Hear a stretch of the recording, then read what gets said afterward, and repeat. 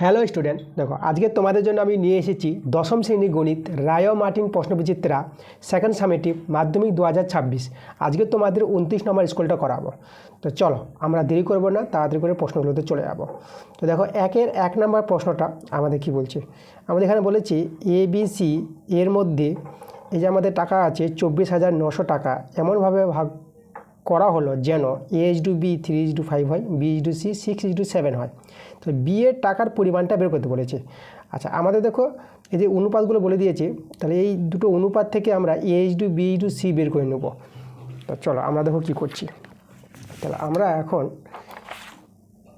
আমাদের যে অনুপাতগুলো আছে সেই অনুপাতগুলো আমরা কাজ করব। দেখো আমাদের আছে A/B, তাহলে আমরা যদি বলি A/B কত আছে 3:5 আছে। আর B/C আমাদের আছে 6:7 আছে।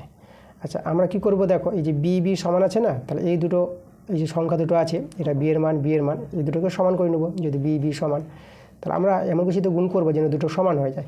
তাহলে আমরা দেখো একে 6 দিয়ে একে পাই দিয়ে গুণ করবো। তা 6 দিয়ে গুণ করবো, তো আমাদের একেও 6 দিয়ে গুণ করতে হবে, একেও 6 দিয়ে গুণ করতে হবে। তা 6 দিয়ে 3কে গুণ করতে হবে, 6 3 18 2 আর 6 5 30। আর একে গুণ করবো পাই দিয়ে 30 আনবো, যদি এখানে 30 হয়েছে দেখো এখানে 30 নিয়ে আসবে, পাই দিয়ে গুণ করবো। তাহলে 5 6 30 আর একেও পাই দিয়ে গুণ করতে হবে, একে পাই দিয়ে করলে একেও পাই দিয়ে করতে হবে। আর 5 7 এটা 35 হয়ে যাবে। তাহলে আমরা দেখো A/B/C কত পাবো, দেখো এর মান 18 আর B দেখো এই 30। দেখো B সমান হয়ে গেছে। এবার C হচ্ছে দেখো 35। তাহলে এভাবে আমরা A/B/C বের করে নেব। এবার এখান থেকে এই যে এই টাকার মধ্যে এর কত টাকা ছিল, এই যে এর না B এর কত টাকা ছিল সেটা বের করতে বলেছে। তাহলে চলো আমরা B এর টাকাটা বের করে নিই। তাহলে B এর টাকার যে পরিমাণ ছিল সেটা হবে দেখো B আমাদের কত 30। তাহলে আমরা এখানে 30 বাই আনুপাতিক যোগ, এদের আনুপাতিক যোগ করবা, এদের আনুপাতিক যোগটা পেয়ে যাবা 83 পেয়ে যাবা। 18 30 35 যোগ করবা কত পাবা 83। আর এই টাকার মধ্যে এই টাকাটা গুণ হয়ে যাবে 24,900। আচ্ছা 83 3 249 এটা করতে পারবা। তা আমরা 83 3 গুণ করে 249 পাবো। তো 3 দিয়ে দেবো এখানে, আর দুটো শূন্য বসিয়ে দিলাম। আর দেখো তো এখানে এই যে 30 আর 300, 3 3 9 আর 3টা শূন্য বসিয়ে দাও। তো দেখো আমরা পেয়ে গেলাম 9,000 টাকা। তাহলে বি এর যে টাকার পরিমাণটা ছিল 9,000 টাকা, আমাদের এ নাম্বার অপশান মিলে গেছে। এবার চলে যাবো আমরা পরের প্রশ্নে। আমাদের দেখো 2 নম্বর প্রশ্নটা কি বলেছে। আমাদের দুটো দ্বিঘাত সমীকরণ দেওয়া আছে, এই দুটো দ্বিঘাত সমীকরণের বীজদ্বয়ের পার্থক্য একই হয়, ঠিক আছে। তাহলে আমাদের পি ও কিউ এর মধ্যে সম্পর্কটা বের করতে বলেছে। আচ্ছা বীজদ্বয়ের পার্থক্য বলতে দেখো আমরা প্রথম দ্বিঘাত সমীকরণের বীজ দুটি ধরে নেব আলফা বিটা, ঠিক আছে। এই দ্বিঘাত সমীকরণের বীজ দুটি আমরা নিব আলফা আর বিটা নিয়ে নিলাম। আর এই দ্বিঘাত সমীকরণের বীজ দুটি নিয়ে নেব গামা আর ডেল্টা। আচ্ছা আমি তোমাদের ভালো করে দেখাই, যেটা আমি বললাম প্রথম সমীকরণের বীজ দুটিকে নিলাম আলফা বিটা, ঠিক আছে। এটা প্রথম সমীকরণের বীজ দুটি। দ্বিতীয় সমীকরণের দুটি বীজ নিব গামা, এই যে গামা আর ডেল্টা, এই যে ডেল্টা লিখে এটা গামা। তোমরা অন্য কিছু ধরতে পারো, বুঝতে না পারলে যে কোনো কিছু নিয়ে নিতে পারো। এবার দেখো তো, এবার প্রথম সমীকরণে দুটি বীজ আলফা বিটা হলে আমরা আলফা প্লাস বিটা পেয়ে যাব। তাহলে আলফা প্লাস বিটা কত পাবো, বীজদের যোগফল -B/A। তাহলে এখানে দেখো -P, এ তো এখানে 1 আছে। আর আলফা বিটা বীজদের গুণফল কত হয় C/A, C এখানে কিউ, তাহলে এটা আমাদের কিউ হয়ে যাবে। এবার চলে এসো দ্বিতীয় সমীকরণে। দ্বিতীয় সমীকরণে বীজ দুটি আমরা গামা ডেল্টা ধরে নিয়েছি। তাহলে বীজদের যোগফল গামা প্লাস ডেল্টা, তাহলে এখানে হবে দেখো -Q পেয়ে যাবা। এই যে এক্সেস হোক বিটা এখানে কিউ আছে, তাহলে -Q, এ তো 1 এখানে। আর গামা ডেল্টা বীজের গুণফল, গামা ডেল্টা এখানে দেখো পি পেয়ে যাবা, ঠিক আছে, C/A অনুযায়ী। এবার দেখো আমাদের যেটা বলেছে প্রশ্নে যে বীজদ্বয়ের পার্থক্য, দুটি সমীকরণের বীজদ্বয়ের পার্থক্য একই বলে দিয়েছে। তাহলে বীজদ্বয়ের পার্থক্য বলতে মানে বীজদ্বয়ের পার্থক্য বলতে আলফা মাইনাস বিটা, এই যে এদের যে বিয়োগফলটা হচ্ছে পার্থক্য। প্রথম সমীকরণের বীজ দুটির পার্থক্য আলফা মাইনাস বিটা, আর দ্বিতীয় সমীকরণের বীজ দুটির পার্থক্য গামা মাইনাস ডেল্টা। দেখো এদের পার্থক্যটা সমান বলে দিয়েছে, একই, আমরা সমান করে দিলাম। এবার আমরা উভয় পক্ষে বর্গ করে নেব।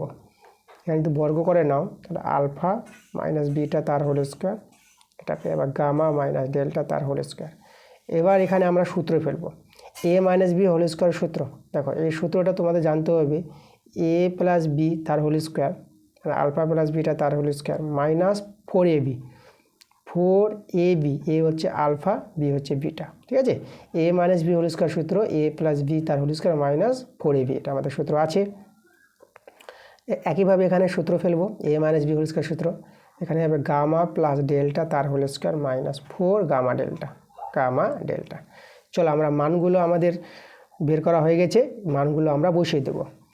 তাহলে এখানে আলফা প্লাস বিটার মান দেখো মাইনাস পি, তাহলে মাইনাস পি তার whole square minus 4 into alpha বিটার মানটা কিউ, আর এখানে গামা প্লাস ডেল্টা এর মানটা মাইনাস কিউ তার হোল স্কোয়ার মাইনাস 4 ইন্টু আর গামা ডেল্টা এর মান হচ্ছে পি। তাহলে এটা আমরা পেয়ে যাবো পি স্কোয়ার মাইনাস 4q, এটা হয়ে যাবে কিউ স্কোয়ার, এটা 4p। আচ্ছা এখান থেকে দেখো আমরা কী করবো p square minus q square, এটাকে বাঁদিকে নিয়ে চলে আসলাম। আর এই যে এটা দেখো মাইনাস, আচ্ছা এখানে মাইনাস 4pটা রেখে দিলাম আর এটা প্লাস হয়ে যাবে প্লাস 4q। তার আমাদের এখানে p square minus q square, এটা কিউ স্কোয়ার, আর এটা দেখো তো এখানে মাইনাস 4 কমন নিয়ে নেবো, ঠিক আছে। মাইনাস যদি 4 কমন নিয়ে নিই তাহলে আমাদের এটা পি মাইনাস কিউ হয়ে যাবে। আচ্ছা এখানে p square minus q square আছে তো, তাহলে এ স্কোয়ার মানে বি স্কোয়ার সূত্র আমরা ভেঙে নিচ্ছি a plus b into a minus b, আর এদিকে আছে minus 4 into p minus q. দেখো পি মাইনাস কিউ কেটে দাও, তাহলে আমাদের এখানে দেখো থেকে গেল, এখানে আমরা কাটতে পারবো কারণ আমাদের দেখো সমীকরণে কী বলেছে, এই যে আমাদের যেখানে বলে দিয়েছে এই যে এখানে পাশে বলে দিয়েছে দেখো p not equal to q, p q সমান নয়, তার জন্য আমাদের কি পি কিউ সমান হলে 0 হয়ে যেত, তাহলে 0 হলে তো কাটা যেত না, এটাতে ভাগ করা যাবে না। এই যে পি এবং কিউ অসমান বলেছে বলে, ঠিক আছে, এদেরকে আমরা কাটতে পারবো। আচ্ছা তাহলে আমাদের রয়ে গেল এখানে পি প্লাস কিউ আর এখানে থেকে গেল মাইনাস 4। এবার আমরা যদি একে বাঁদিকে নিয়ে আসি তাহলে p plus q plus 4 is equal to 0। তাহলে পি কিউ এর মধ্যে যে সম্পর্কটা চেয়েছিল এটাই আমাদের অ্যান্সার। দেখো এই অপশানটা আমাদের মিলেছে, বি নাম্বার অপশানে মিলেছে অ্যান্সারটা। আচ্ছা 3 নম্বর প্রশ্নটা তোমরা আগের ক্লাসে পেয়ে যাবা, ঠিক আছে। তোমাদের দেখো যেতে হবে, কোথায় যেতে হবে আমি তোমাদের পেজ নাম্বারটা বলে দিচ্ছি। তাহলে এই অঙ্কের জন্য তোমাদের যেতে হবে পেজ নাম্বার 148 পাতা, ঠিক আছে। চলো আমি লিখে দিচ্ছি পেজ নাম্বার P-148 পাতা, স্কুল 21 নম্বর স্কুল, সেখানে দেখবা 1-3 অঙ্কটা আছে। এবার আমরা করাবো 4 নম্বর প্রশ্নটা করাবো। দেখো 4 নম্বর প্রশ্নটা বলেছে কোনো বৃত্তের কেন্দ্র থেকে 15 সেমি দূরের একটি বিন্দু থেকে ওই বৃত্তে অঙ্কিত স্পর্শকের দৈর্ঘ্য 12 সেমি হলে বৃত্তটির ব্যাস কত হবে সেটা বের করতে বলেছে। আমরা তো ছবিটা তৈরি করব। দেখো ছবি তৈরি করলে পরে আমরা প্রশ্নটা বুঝতে পারবো। আমাদের একটা বৃত্ত বলেছে কথা, চলো আমরা একটা বৃত্তের ছবি আঁকি। তো এই যে আমাদের একটা বৃত্ত, এখানে আমাদের কেন্দ্র থেকে দূরে 15 সেমি দূরে একটা বিন্দু আছে, এটা পি বিন্দু, যেটা আমরা এই বিন্দু নিয়ে নিলাম। আর এই পি বিন্দু থেকে বৃত্তের উপর একটা স্পর্শকের কথা বলেছে, তাহলে এখান থেকে যদি আমরা একটা স্পর্শক নিয়ে নিই তাহলে এইভাবে দেখো তো এই স্পর্শক এর নাম আমরা দিয়ে দেবো বি।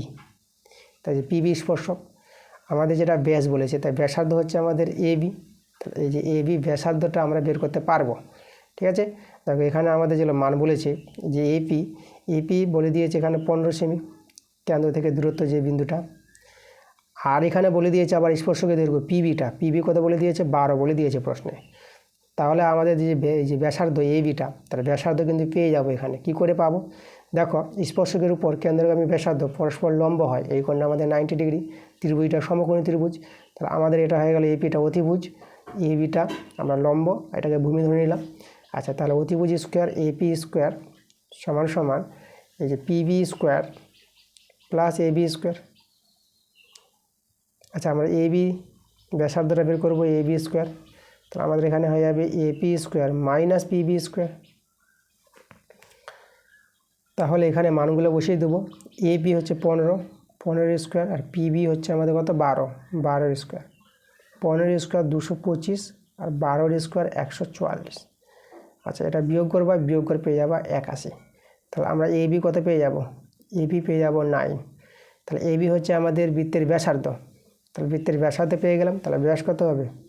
তাহলে ব্যাস হয়ে যাবে আমাদের 2 × 9। তাহলে গুণ করে কত হবে? 18 সেমি। তাহলে 18 সেমি আমাদের অ্যান্সার, সেটা হচ্ছে আমাদের এই নাম্বার অপশানটা মিলে যাচ্ছে। চলে যাবো আমরা পরের প্রশ্নে। দেখো 5 প্রশ্নটা আমাদের কি বলছে লক্ষ্য করো। আমাদের এখানে ও কেন্দ্রীয় বৃত্তের এবিসিডি একটি বৃত্তস্থ চতুর্ভুজ বলে দিয়েছে। বি বিন্দুতে পিবিকিউ একটি স্পর্শক, কোণ ডিবিকিউ 65 ডিগ্রি হলে কোণ বিসিডি এর মান বের করতে বলেছে। খুবই ভালো প্রশ্ন। চলো আমরা ছবিটা এঁকে ভালো করে প্রশ্নটা আমরা বুঝে নেব। তাহলে প্রথমে আমাদের একটা বৃত্তের ছবি এঁকে নিতে হবে। তাহলে আমরা চলো দেখো আমরা একটা বৃত্তের ছবি তৈরি করে নিচ্ছি। তাহলে আমরা একটা ও কেন্দ্রীয় বৃত্ত তৈরি করব। এই যে আমাদের একটা ও কেন্দ্রীয় বৃত্ত। তাহলে এখানে দেখো আমাদের যেটা বলেছে বৃত্তের মধ্যে আমাদের বৃত্তস্থ চতুর্ভুজ আছে এবিসিডি। তাহলে এখানে দেখো আমরা বৃত্তস্থ চতুর্ভুজটা তৈরি করে নিই।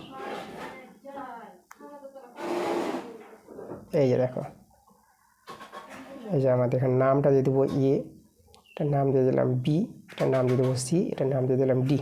তাহলে এবিসিডি আমাদের এখানে বৃত্তস্থ চতুর্ভুজ। এবার বি বিন্দুতে বলেছে পিবিকিউ একটি স্পর্শক। এই বি বিন্দুতে স্পর্শক আছে। তা চলো আমরা বি বিন্দুতে একটা স্পর্শক তৈরি করছি। তাহলে এইভাবে আমাদের একটা স্পর্শক তৈরি করতে হবে, সেটা আমাদের বি বিন্দু কিন্তু হয়ে যাবে। ঠিক আছে, আমি একটু এভাবে একটা তৈরি করে দিলাম। এই যে দেখো, তাহলে এখানে আমরা নাম দেবো এই যে পিবিকিউ, পি বি এটা কিউ। ওকে, এই যে পিবিকিউ বি বিন্দুতে আমাদের কিন্তু এটা স্পর্শক আছে এই জায়গায়। আচ্ছা, তারপরে দেখো আমাদের বলেছে কোণ এখানে ডিবিকিউ দেওয়া আছে 65 ডিগ্রি। দেখো ডিবি, তাহলে আমাদের বিডি যোগ করতে হচ্ছে। প্রশ্নে যেভাবে বলা হচ্ছে সেভাবে কিন্তু ছবি তৈরি হয়ে যাবে আমাদের। তাহলে বিডি যোগ করবো। যে আমাদের বলেছে ডিবিকিউ মানে এই যে কোণটা, ঠিক আছে, এই কোণটা আমাদের কোথায় দেওয়া আছে, আমি এখানে দেখা যাচ্ছে তীর চিহ্ন দিয়ে। এটা হচ্ছে আমাদের 65 ডিগ্রি এই কোণটা। তাহলে আমাদের কার মান বের করতে বলেছে? কোণ বিসিডি। তাহলে বিসিডি মানে এই কোণটা, এই কোণের মানটা বের করতে বলেছে। আচ্ছা দেখো, এই অঙ্কটা করার জন্য আমাদের একটা প্রপার্টি জানতে হবে, সূত্র। দেখো নিয়মটা কি, আমরা একটা তোমাদের ছবি আঁকি, আমি একটা বৃত্তের ছবি আঁকাচ্ছি। দেখো এই যে আমাদের একটা বৃত্তের ছবি। ধরো আমাদের বৃত্তের কোনো বিন্দুতে একটা স্পর্শক আছে, এই জায়গায় একটা ধরো স্পর্শক আছে এখানে, ঠিক আছে, এখানে একটা স্পর্শক আছে। এই স্পর্শ বিন্দু দিয়ে ধরো এই যে বৃত্তের ভিতরে একটা ধরো এই যে ত্রিভুজের ছবি আঁকা গেল ধরো এইভাবে। তাহলে দেখো এখানে বুঝো ভালো করে, এই কোণটা যদি ধরো আমাদের এক্স হয়, ঠিক আছে, এক্স ডিগ্রি এই কোণটা, তাহলে এই কোণের সঙ্গে এই কোণটার সঙ্গে এই কোণটা কিন্তু সমান হবে।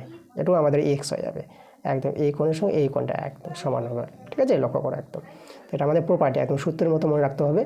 ঠিক আছে, কোনো বৃত্তের কোনো বিন্দুতে এইভাবে স্পর্শক হয়, আর স্পর্শক নিয়ে যদি এইভাবে একটা ত্রিভুজ তৈরি হয় বৃত্তের মধ্যে, তাহলে এই কোণের সঙ্গে এই কোণটা কিন্তু সমান হবে। তাহলে দেখো তো, তাহলে এই কোণের সঙ্গে এখানে লক্ষ্য করো তো একইভাবে আছে। দেখো তো এই স্পর্শকটা এই কোণটা কার সঙ্গে সমান হবে? আমাদের সমান হয়ে যাবে এই কোণের সঙ্গে। না, লক্ষ্য করো এই যে কোণটা একদম এখানে চলে আসবে। তাহলে এই কোণটা যদি 65 ডিগ্রি হয়, তাহলে এই যে আমাদের দেখো বিএডি, বিএডি কিন্তু আমাদের হয়ে যাবে 65 ডিগ্রি। তোমাদের এখানে আমি লিখে দিচ্ছি কোণ বিএডি। বিএডি কত পাবো? 65 ডিগ্রি পেয়ে যাবো, যেহেতু এই কোণটা আমাদের 65 ডিগ্রি। এবার দেখো বিএডি যদি 65 ডিগ্রি হয়, তাহলে আমরা বিসিডি পেয়ে যাব। কেন পাবো বিসিডি? কারণ দেখো এখানে এই যে এ কোণটা আর সি কোণটা, এরা হচ্ছে আমাদের কি বৃত্তস্থ চতুর্ভুজের বিপরীত কোণ। আর বৃত্তস্থ চতুর্ভুজের বিপরীত কোণগুলি পরস্পর সম্পূরক হয়, মানে এদের যোগফলটা হবে 180 ডিগ্রি।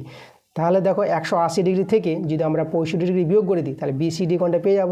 তাহলে আমরা এখানে পেয়ে যাব কোণ বিসিডি সমান সমান 180 ডিগ্রি বিয়োগ কত? 65 ডিগ্রি। ঠিক আছে। আচ্ছা, এটা যদি বিয়োগ করা হয়, বিয়োগ করে তোমরা পেয়ে যাবা 115 ডিগ্রি। তো দেখো আমরা পেয়ে গেলাম এই কোণটা 115 ডিগ্রি। ঠিক আছে, বিসিডি এই যে কোণটা আমাদের, এটা আমাদের বের করতে বলেছিল। খুবই ভালো অঙ্ক। ঠিক আছে, এইভাবে তোমরা করে নেবা। চলে যাবো আমি পরের প্রশ্নে। আচ্ছা, 6 নম্বর প্রশ্নটা তোমরা আগের ক্লাসে পেয়ে যাবা। আমি তোমাদের বলে দিচ্ছি তোমরা কোথায় পাবা।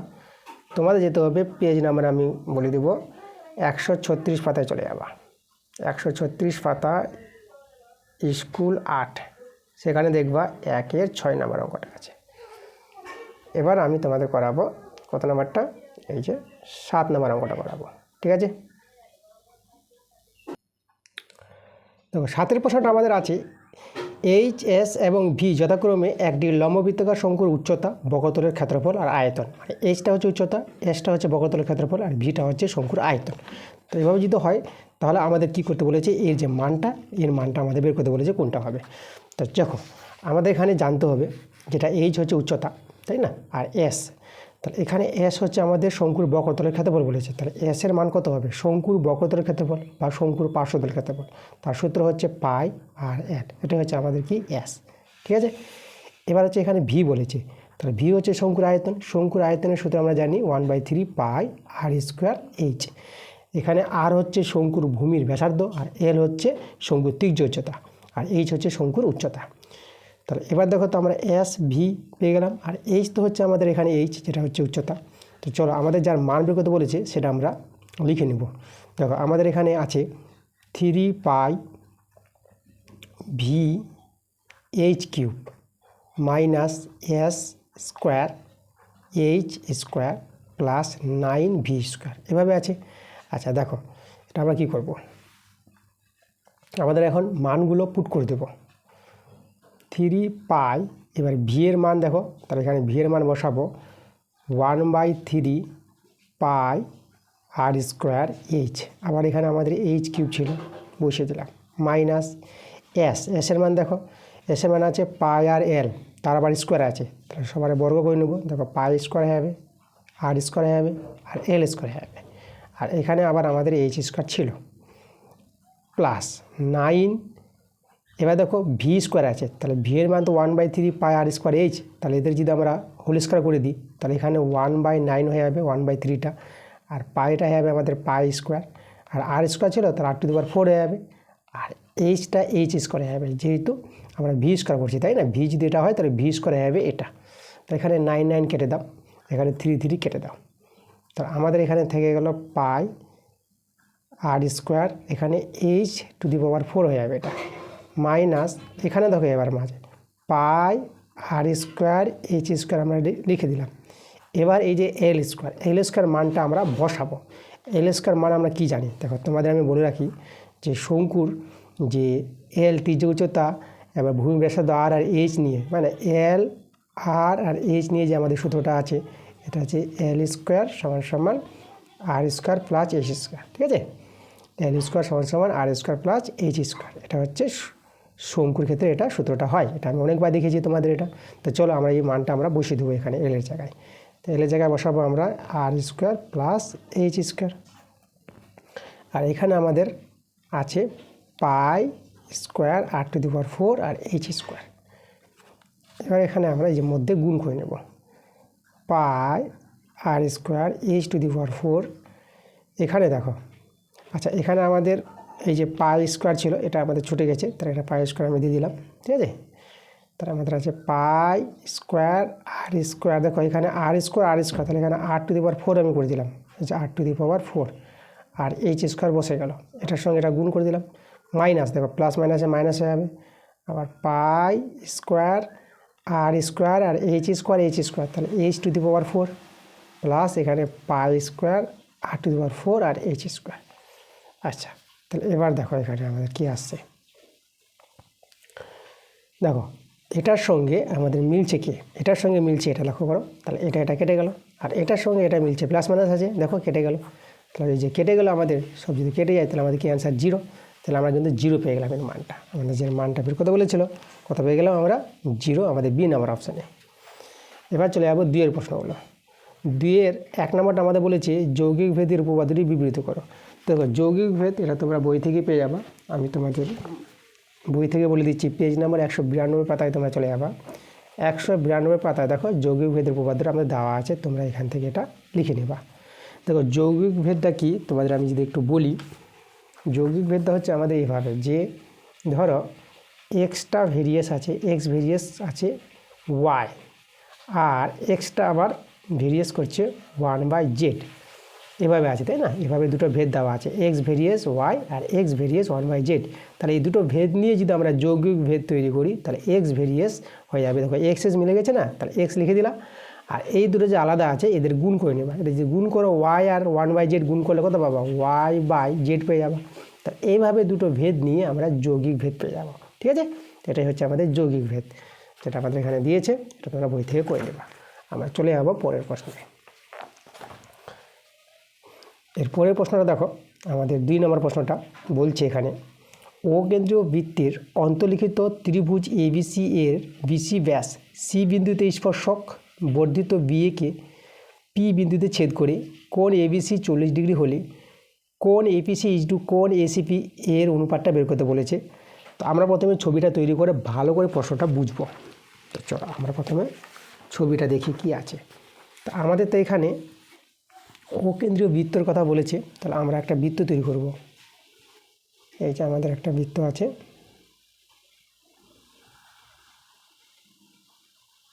ঠিক আছে, এই যে অকেন্দ্রীয় বৃত্ত, এর মধ্যে আমাদের একটা ত্রিভুজ আছে। যে ত্রিভুজটা তৈরি হবে দেখো, যার ভূমিটা কিন্তু এই যে বিসিটা আমাদের কিন্তু ব্যাস বলে দিয়েছে। তাহলে আগে আমরা দেখো ব্যাসটা তৈরি করছি, যে বিসিটা, তাহলে এটা আমরা নিয়ে নেব পিসি। এখানে ধরো আমাদের একটা কেন্দ্রবিন্দু আছে, এর কেন্দ্রবিন্দু ও। আর এই যে আমাদের দেখো, যেটা আমাদের এই যে এ বিসি ত্রিভুজ বলেছে, তাহলে এখানে আমরা এ বিন্দু নিয়ে নিলাম, এইভাবে যোগ করে দেবো, A B R A C আমরা যোগ করে দিলাম।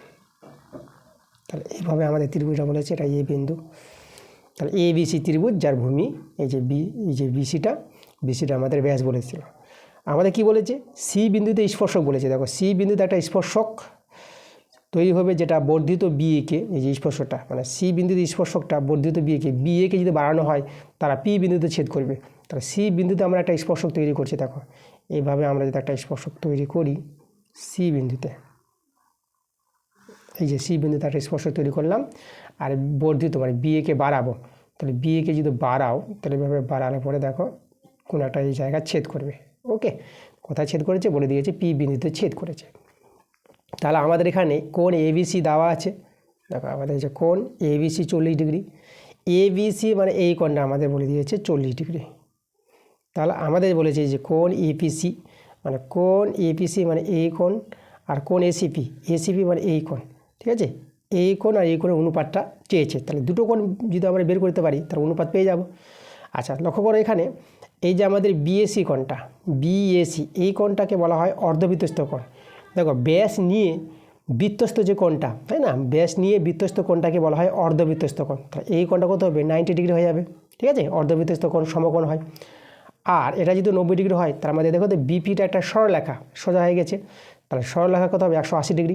তাহলে এটা 180 ডিগ্রি হলে পরে এই কোণটা যদি 90 ডিগ্রি হয়, তাহলে এই দিকটা হবে 90 ডিগ্রি। তাহলে আমরা দেখো আমরা পেয়ে গেলাম কোন কোণটা, এখানে আমরা কোণটা পেলাম পিএসি আমরা পেয়ে গেলাম 90 ডিগ্রি পেয়ে গেলাম। আচ্ছা এই কোণটা আমাদের 90 ডিগ্রি। আচ্ছা এবার দেখো আমাদের এই কোণটা 90 ডিগ্রি, এই কোণটা 40 ডিগ্রি। তাহলে এবিসি ত্রিভুজের সি কোণটা পেয়ে যাব, এটা আমাদের 50 ডিগ্রি হবে, তাই না। ত্রিভুজের 3টি কোণের যোগ বলে 180 ডিগ্রি। তাহলে এ 40, তাহলে এ 50 হবে, কারণ এ একা 90 আছে, দুজন মিলে 90 আসবে, তাই এটা 50 ডিগ্রি পেয়ে গেলাম। আচ্ছা এটা যদি 50 ডিগ্রি হয়, তাহলে দেখো আমাদের এখানে তোমাদের জানতে হবে যে স্পর্শকের উপর আমাদের যে কেন্দ্রগামী ব্যাসার্ধ যেটা আছে ওসিটা, তাহলে কেন্দ্রগামী ব্যাসার্ধ স্পর্শকের উপর কী হয়, লম্ব হয়। মানে এখানে আমাদের ওসি লম্ব আছে কার উপর, এই যে পিসির পর। তাহলে ওসি লম্ব যদি পিসি হয়, তাহলে আমাদের এখানে কোণ ওসিপি, এই কোণটা কিন্তু আমাদের 90 ডিগ্রি আছে। তাহলে এই কোণটা যদি আমাদের 90 ডিগ্রি হয়ে, এই কোণটা 90 ডিগ্রি আছে, তাই না, এখানে এই কোণটা দেখালাম 90 ডিগ্রি। তাহলে আমাদের এখানে মিস্টেক হয়েছে, এই কোণটা পুরো কোণটা আমাদের 90 ডিগ্রি। পুরো কোণটা আমাদের এই কোণটা 90 ডিগ্রি। আচ্ছা এটা যদি আমাদের 90 ডিগ্রি হয়, তাহলে আমরা এই কোণটা বের করব, তাই না, যেটা আমাদের দরকার এসিপি। তাহলে এসিপি কোণটা দেখো পেয়ে যাবো আমরা কী করে, দেখো সম্পূর্ণ কোণটা যদি 90 ডিগ্রি হয়, তাহলে 90 ডিগ্রি থেকে 50 ডিগ্রি বাদ দিয়ে দেবো, তাহলে আমরা এই কোণটা পেয়ে যাব এসিপি। তাহলে 90 ডিগ্রি থেকে বাদ দিব আমরা কত, 50 ডিগ্রি। তাহলে আমাদের কত চলে আসবে, 40 ডিগ্রি। তা দেখো আমরা এই কোণটা পেয়ে গেলাম কত, 40 ডিগ্রি পেয়ে গেলাম। এবার দেখো তো এখানে ত্রিভুজ, এই যে এসিপি ত্রিভুজের, এই ত্রিভুজে দুটো কোণ জানা হয়ে গেছে, 90 ডিগ্রি 40 ডিগ্রি। তাহলে এই কোণটা তা 50 ডিগ্রি হবে ত্রিভুজের ধর্ম অনুসারে, 3টি কোণের যোগফল হয় 180 ডিগ্রি। দেখো 90 40 এটা 50। তা দেখো আমরা পেয়ে গেছি কিন্তু কোন কোণটা, এপিসি আমরা পেয়ে গেলাম 50 ডিগ্রি। তা এই কোণটা পেয়ে গেছি, এই কোণটা পেয়ে গেছি, এদের অনুপাত এবার বের করতে পারবো। আমাদের যে অনুপাতটা বের করতে বলেছে কাদের, কোণ এপিসি, চলো একটা আমি এখানে দেখাই, এই যে কোণ এপিসি ইজ টু কোণ এসিপি, এদের অনুপাত বের করতে বলেছে। তাহলে কোণ এপিসি আমরা কত বের করলাম, কোণ এপিসি 50 ডিগ্রি ইজ টু, আর কোণ এসিপি পেয়ে গেলাম আমরা 40 ডিগ্রি। চলো এদের অনুপাতটা করলে দেখো 0 ডিগ্রি কেটে দিয়ে আমরা পেয়ে যাবো 5:4। দেখো এটাই আমাদের কিন্তু অ্যান্সার। খুবই ভালো অঙ্ক ছিল। আচ্ছা চলে যাবো আমরা পরের প্রশ্নে।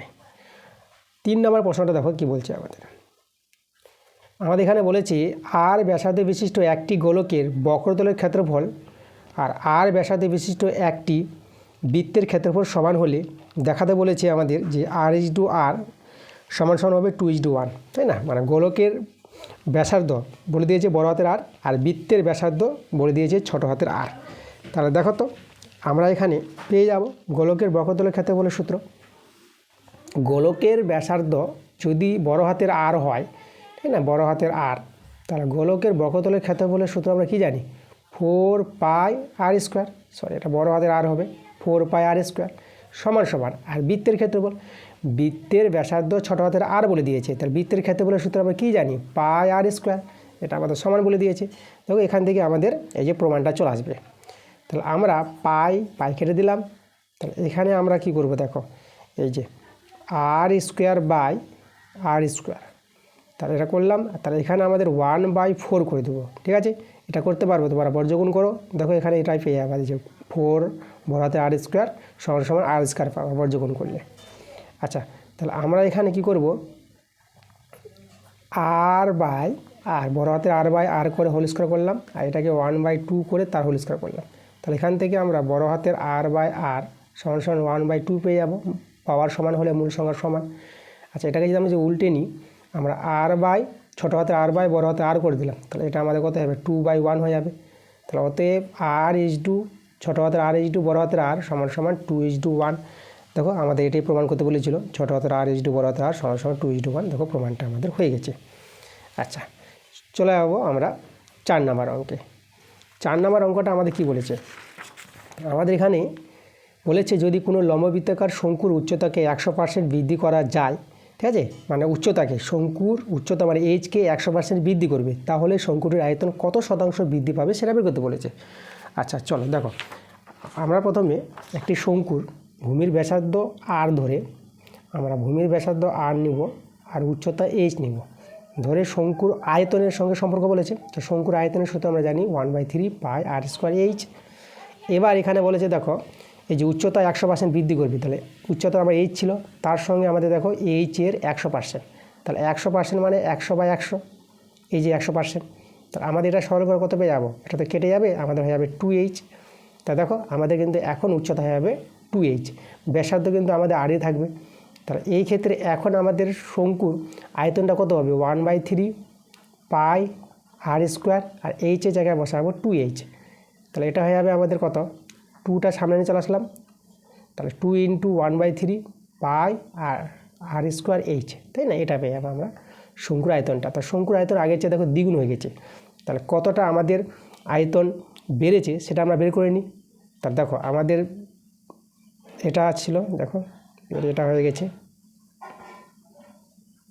আগে ছিল এটা আমাদের 1/3πr²h। তাহলে বিয়োগ করো, দেখো দুটো থেকে একটা বাদ দিলে এখানে পেয়ে যাবো 1/3πr²h। এটা এতটা আমাদের শঙ্কুর আয়তন আগের চেয়ে বেড়ে গেছে।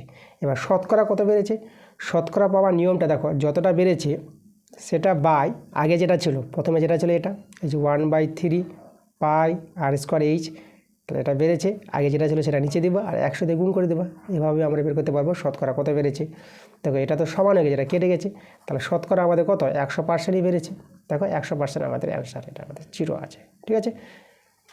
এরপর আমাদের বড় প্রশ্নগুলো আছে, বড় প্রশ্ন তোমরা বই থেকে পেয়ে যাবা। আমি তোমাদের আজকে অবজেক্টিভ টাইপের যেগুলো 1 মার্কের এবং 2 মার্কের প্রশ্নগুলো করিয়ে দিলাম, পরবর্তী ক্লাসটা তোমাদের তাড়াতাড়ি আসবে।